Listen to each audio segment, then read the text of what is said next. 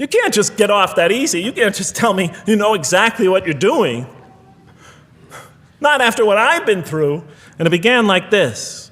It said, "Behold, your Lord said to the angels, I am going to place a vicegerent on earth." The Arabic word is khalifa. It means a representative or an emissary of mine.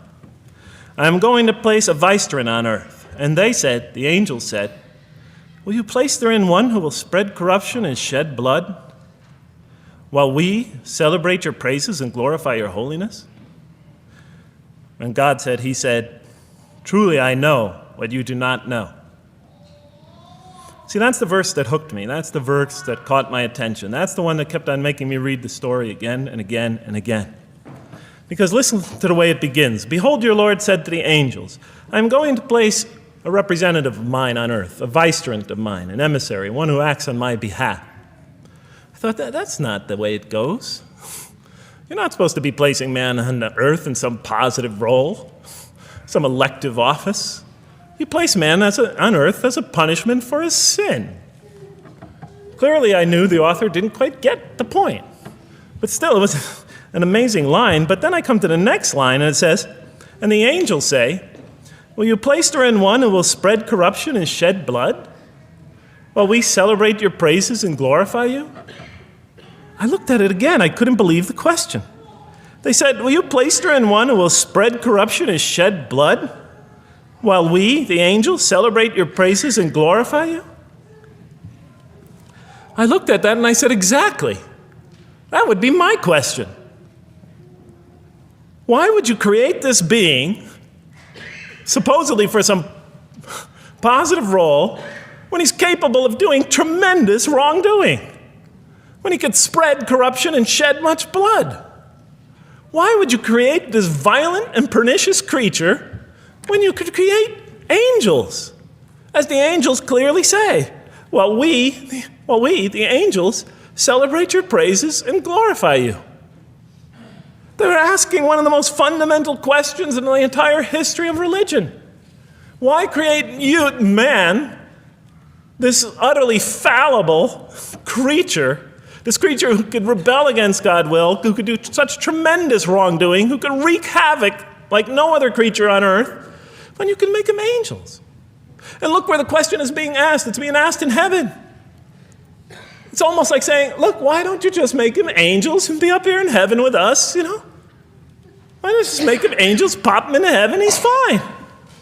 Why would you put him on earth where he could feel distant from you, where he can work out his worst criminal tendencies, act them out, feeling somehow independent and apart from you and free to do whatever he wants, when you could just make them angels and put them into heaven and make them perfectly submissive to your will? I looked at that question and said, that's my question. I'm not even a single verse into the story of mankind, and there before me I see my question. That whole question, everything that I ever thought, everything that I ever experienced, everything that I ever knew was in that question. It was as if the author took my life and wanted to pick out exactly the right question to humiliate me, to provoke me, to anger me. Why create man, this most destructive and violent creature, when you could make him angels? And then look at the answer. And he said, God said, "Truly I know what you do not know." You know, in modern parlance, we would say, I know exactly what I'm doing. I read that and said, what? You know what you do not know? You know exactly what you're doing? Well, please inform me. Tell me what you're doing. Because, you know, I'm 28 years old and I haven't figured out it yet. And I have a lot of issues that I'm still dealing with that's connected to this question. You can't just get off that easy. You can't just tell me you know exactly what you're doing. Not after what I've been through. Not after you made me this way. And then I realized, of course, I was arguing with a God I didn't even believe in. And that would happen several times as I read through the Quran. And sometimes I would just get into so agitated by what I read, I'd start arguing with this voice that I'm reading before me, that's calling to me. So we turn to the next verse. Well, it turns out that the Quran just doesn't dismiss the question. It starts to answer it a little bit. And in the next verse it says, And he taught Adam, God taught Adam, the names of all things. And then he placed them before the angels and said, tell me their names if you are right. So this verse is clearly referring to the previous one. But notice what it says. Now, from my own background, I remember Adam naming things, but it wasn't connected to any answer to any philosophical question. But here, notice what it says. And he taught Adam the names of all things. And I realized already, just from the first verse, you got to read these verses very carefully because it's packed with a lot of symbolism and meaning. And he taught Adam the names of all things. So here we see Adam is not only just a creature who knows how to name things, who's acquiring the gift of language, but he's also a learning creature. God is teaching him. Now right here, right in this verse, and it'll come even clearer in the subsequent verses, that the very first thing that the Quran is going to emphasize here is man's intellect. He is a learning creature. He is taught. And what is he taught? What is one of the great intellectual gifts he's given? In response to the angel's question, the gift of language. Because through language, mankind could not only learn, but he could learn things not only through his own experience, but he could learn things that other people have experienced of times and places that are hundreds, thousands of years and miles separated from him. And so that all our knowledge becomes cumulative. Every generation learning from the generation before it. I'm learning today from authors I read from other sides of the world that may have existed 2,000 years ago. And so we all contribute to our collective learning and knowledge. And so what I'll see later in the Quran, when the Quran will emphasize this again and again and again. Like in one verse it says, read in the name of your Lord who created. Created a man out of a tiny creature that clings. Read, it commands the reader. For your Lord is most bountiful. Why is he most bountiful? What great gift did he give you? For he taught man the use of the pen. And through it taught him what he otherwise could not know. And time again, the Quran will call upon man to use his intellectual faculties and swear by his intellectual faculties and to use them correctly because they play a fundamental role in guiding him to truth. I never came upon a scripture that puts so much emphasis on the correct use of our intellectual faculties, on the harnessing of reason, in helping us attain to faith. And he taught Adam the names of all things. And then he placed them before the angels and said, tell me their names if you are right. Okay, you have this you have this natural question about this creation of mankind. Here, this mankind is this human being, this human creature is a learning creature. He has many intellectual gifts. Here, I'm going to place these things before you. Tell me their names if you are right about man. And what did the angels say? In the next verse they say, glory to you. We have no knowledge except what you have taught us. In truth, it is you who are knowing, the wise. They say this task, this intellectual test that's put before them is beyond their grasp. Notice what they emphasize. We have no knowledge. This would take knowledge. This would take an intellect that they don't possess. In truth, it is you who are knowing, the wise. You got it. It's easy for you. You're the knowing, the wise. You have knowledge. You have wisdom. But this would take knowledge and wisdom that is beyond us.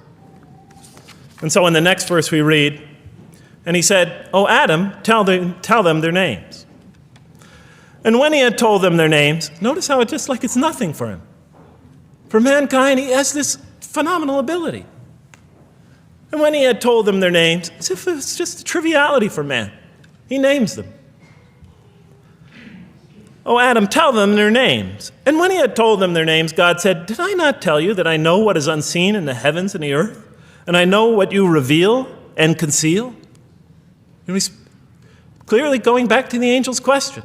Yes, you have these natural concerns about the creation of mankind. Yes, he could do these evil things. But look at this tremendous intellect he has. This is something you have overlooked, that you haven't considered. And that's clearly the point of these verses. Even though I felt that the author didn't quite, it was as if I realized that he didn't misunderstand the story.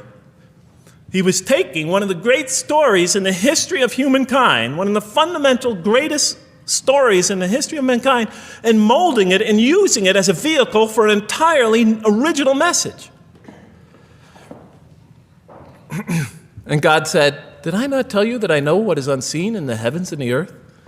And I know what you reveal and what you conceal? In other words, didn't I tell you I know exactly what I'm doing? And then in the next, and didn't I not tell you that I know what you reveal and conceal? I looked at that.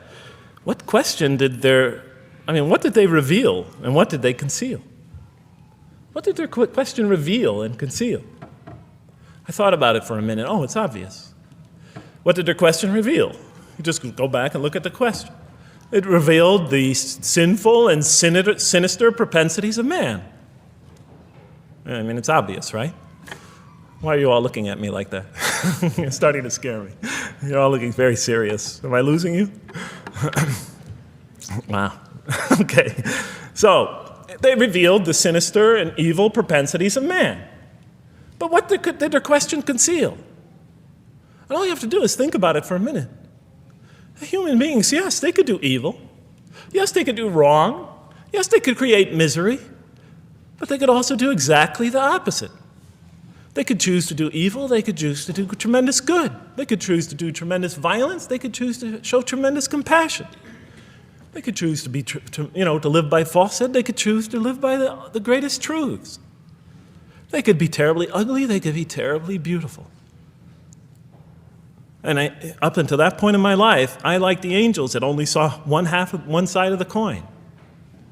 And for the first time, when I read that verse, believe it or not, it was an eye-opener for me. I had always been obsessed with the evil potentials of human beings.